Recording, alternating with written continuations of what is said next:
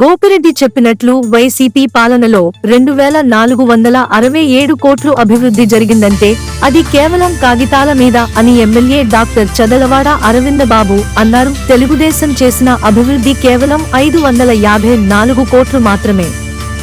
నీవు చర్చకు వస్తే ఆధారాలతో సహా రుజువు చేస్తా.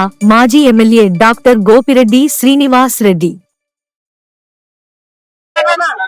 మీడియా సోదరులందరికీ ధన్యవాదాలు. ఏదైతే గోపిరెడ్డి శ్రీనివాస్ రెడ్డి మీద సవాల్ విసిరామో ఆ సవాల్కి మేము సిద్ధంగా ఉన్నాము. ఇవాళ మేము బయటకు కూడా రావడం జరిగింది. కోటప్పకొండ వెళ్తున్నాము. నిజంగా నీకు దమ్ము ధైర్యం ఉంటే నువ్వు పొద్దున్న 6 అక్కడ ఉండాలి. మేము అక్కడ అన్ని ఏర్పాట్లు చేశాము, షామాన్ వేసాము, కుర్చీలు వేసాము, చర్చకి సిద్ధంగా రమ్మనమని మేము చెప్పడం జరిగింది. ఏదైతే అవినీతి ఆరోపణలు నీ మీద ఉన్నాయో, దుర్మార్గం ఆలోచనలు నువ్వు ఎన్ని కబ్జాలు చేశావో, ఎన్ని మరి mafia, gutka mafia, ganja mafia, ఈ విధంగా ఎన్ని అక్రమ కేసులు పెట్టావు ప్రజల మీద, ఇవన్నీ కూడా ప్రజలకు తెలుసు. కాబట్టి వాళ్ళ అరవింద్ బాబుని అందరూ కూడా దీవించి గెలిపించడం జరిగింది. కాబట్టి అభివృద్ధి అనేది మరి టీడీపీ హయాంలో అరవింద్ బాబు అంటే అభివృద్ధి, ఇవన్నీ ఓర్చుకోలేక నువ్వు చౌకబారు వ్యాఖ్యానాలు చేస్తున్న గోపిరెడ్డి శ్రీనివాస్ రెడ్డి, నీకు మళ్ళీ ప్రజలు సరైన రీతిలో బుద్ధి చెప్తారని చెప్పి నేను మీడియా ముఖంగా తెలియజేస్తా ఉన్నాను. నీకు ఎప్పుడు కూడా కదిలించి తన్నించుకోవడం అలవాటు. ఇంత ముందు కూడా 4-5 సార్లు కూడా ఇదే విధంగా తన్నించుకున్నావు. నీ ఇంటి మీద దాడి చేసినప్పుడు కూడా నువ్వు వాష్రూమ్ లో దాక్కున్నావు. నీకు వాష్రూమ్ కి వార్రూమ్ కి తేడా తెలియదు. ఎక్కడ వ్యవస్థలో తప్పులుంటే ఆ తప్పుల్ని బయట తీసే బాధ్యత, హక్కు నాకుంది. అరవింద్ బాబుకి, అరవింద్ బాబుకి ఉన్నది ఒకటే ధైర్యం, పట్టుదల, కష్టం. అదే విధంగా మాకు బాధ్యత ఉంది. హక్కుల కోసం పోరాటం చేసే హక్కు కూడా మాకుంది. కాబట్టి గోపిరెడ్డి శ్రీనివాస్ రెడ్డి అనవసరంగా మాట్లాడవాక, చౌకబారు వ్యాఖ్యానాలు చేయవాక, నీ యొక్క గౌరవాన్ని నువ్వు కాపాడుకో, నీ పార్టీ గౌరవాన్ని కాపాడుకో. నేనైతే వ్యక్తిగతంగా ఎవరి జోలికి వెళ్ళను. నువ్వు వ్యక్తిగతంగా వెళ్తున్నావు కాబట్టి నువ్వు ఇవాళ అబాస్ పాలవుతున్నావు. ఇవాళ నువ్వు ఎప్పుడు కూడా ప్రజలు ఎప్పుడు కూడా నీ పార్టీ నాయకులు నీ ఎమ్మటే ఉండలేదు. నీ పార్టీ నాయకుల మీద నువ్వు ఎస్టీఎస్ కేసులు పెట్టించావు. నీ పార్టీ నాయకుల మీద నువ్వు మరి టౌన్ భాష, సిటీ భాష కూడా జయించావు. అటువంటి నాయకులు మీ దగ్గర ఉన్నారు. ఇవాళ నీ ఎమ్మటి టీడీపీ మరి వైసీపీ కార్యకర్తలుగా నాయకులుగా ఎవరు లేరు. కిరాయి గుండాలతో నువ్వు రాజ్యం వెళ్తా ఉన్నావు.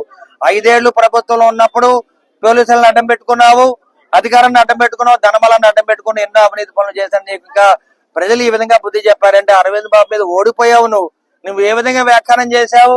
అరవింద్ బాబు నాకు పనికిరాడు, నాకు సరైన వ్యక్తిగా జోడీ కాదన్నావు. కానీ నిన్ను ఓడించాను కదా గోపిరెడ్డి, ఇంకా సిగ్గు లేదా నీకు? మళ్ళీ నేనే ఎమ్మెల్యే గెలిచేది గోపిరెడ్డి. నేను నిత్యం ప్రజల్లో ఉంటాను గోపిరెడ్డి.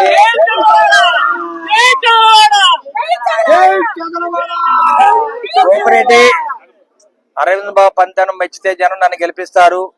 నీ పార్టీ కార్యకర్తలు కూడా నేనంటే ఇష్టం. నాకు ఓట్లు వేశారు కాబట్టి నాకు 20,000 మెజార్టీ వచ్చింది. ఎప్పుడు లేని విధంగా రికార్డు మెజార్టీతో ఇవాళ టీడీపీలో నేను గెలవగలిగాను గోపిరెడ్డి. ఎప్పుడు కూడా నేను వ్యక్తిగతంగా ఏ పార్టీ మీద వ్యాఖ్యలు చేసే మనిషిని కాదు. అభివృద్ధి పరంగా నువ్వు చర్చకి సిద్ధమైతే మాత్రం శాంతియుతంగా రా.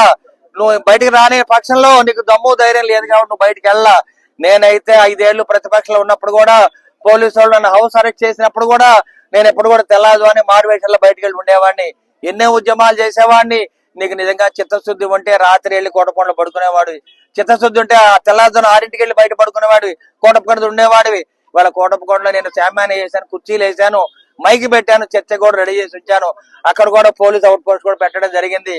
నువ్వు ఏదో విధంగా పోలీసు అవసరం చేశారని తప్పించుకుందామని మరి దీని నుంచి బయటపడదామని చెప్పి ఆలోచన చేస్తావు గోపిరెడ్డి. ఇది మంచి పద్ధతి కాదు. నీకు ఇంకా టైం ఉంది, నువ్వు ఇప్పుడైనా బయటకు రావచ్చు, రోడ్డు మీదకి రా. నేను కూడా రోడ్డు మీదకి వచ్చాను. నీ ఇంటి దగ్గరే మనం చర్చ చేద్దాం. ఇది మీడియా ముందు తెలియజేస్తున్నా గోపిరెడ్డి.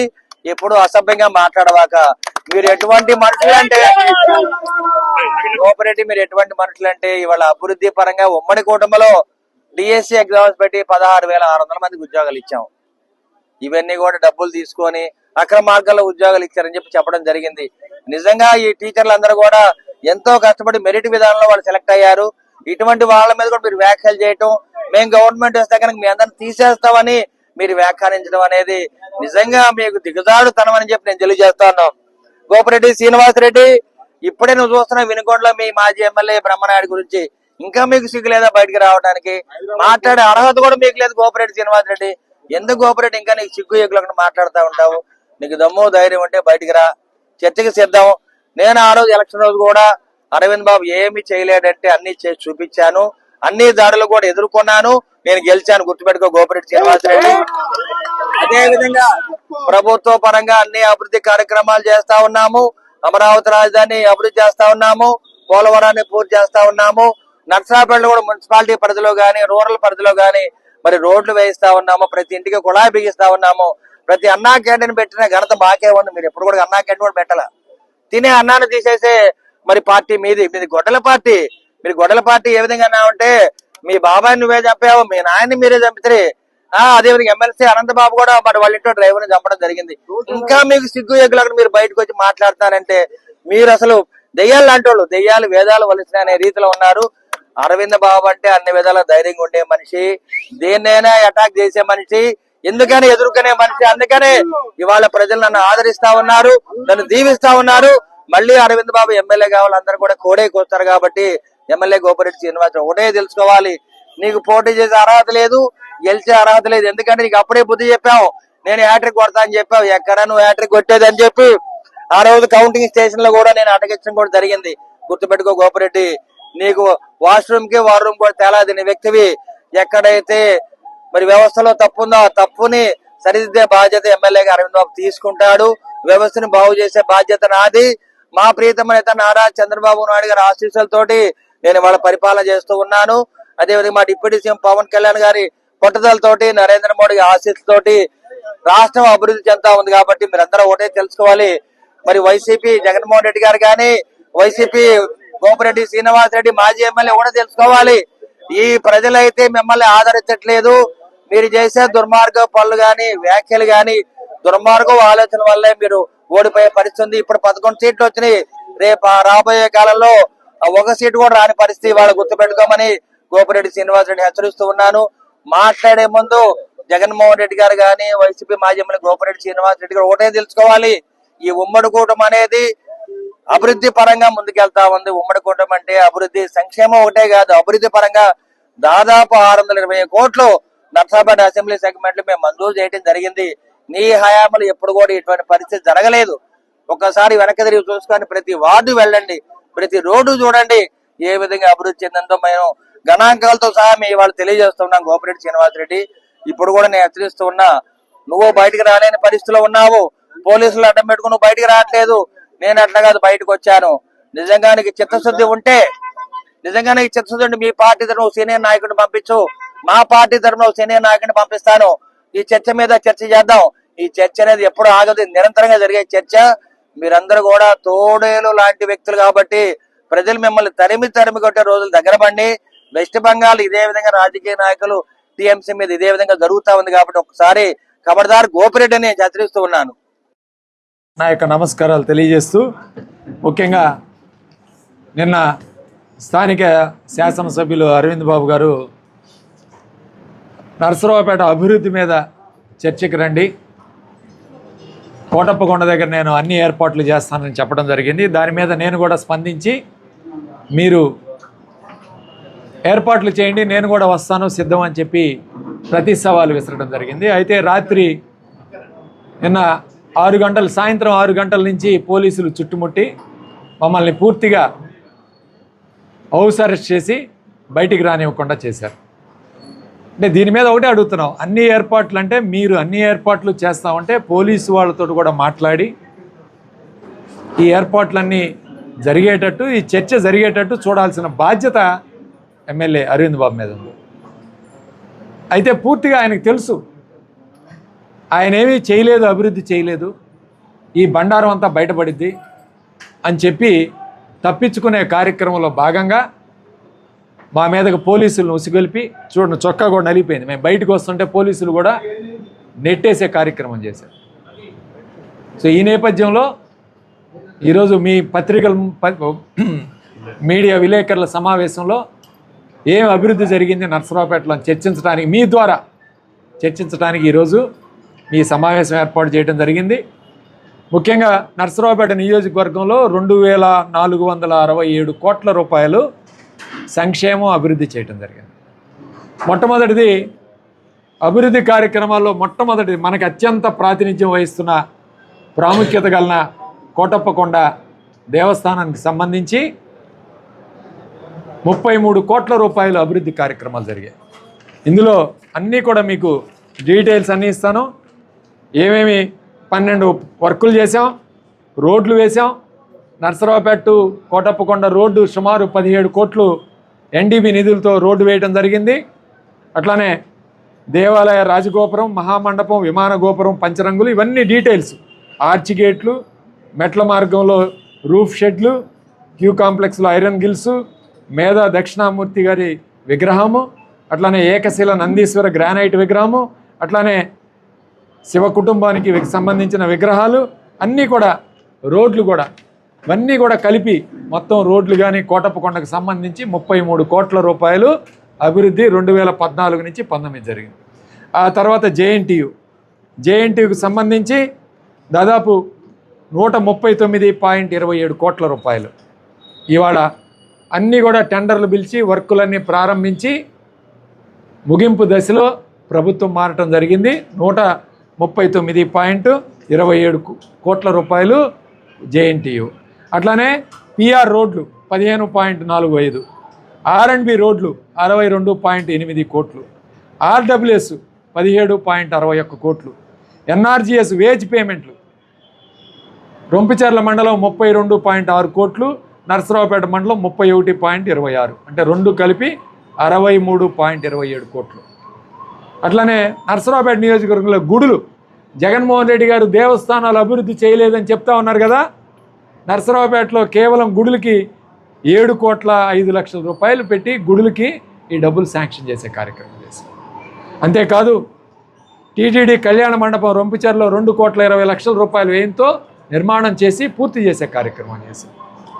అట్లానే టిడ్కో ఇళ్ళు ఎక్కడా కూడా రాష్ట్రంలో చాలా చోట్ల పూర్తి చేయకపోయినా నర్సరావుపేటలో వాళ్ళు నిర్మించిన టిడ్కో ఇళ్ళు కాకుండా 13,21,00,000తో టిడ్కో ఇళ్ళ దగ్గర అన్ని వస్తువులు ఏర్పాటు చేసాం. ఓవర్ హెడ్ ట్యాంక్ కానీ, సిమెంట్ రోడ్లు కానీ, డ్రైన్స్ కానీ, ట్రాన్స్ఫార్మర్లు కానీ, వాటర్ సప్లై కానీ అన్నీ కూడా కలిపి 13 కోట్లు.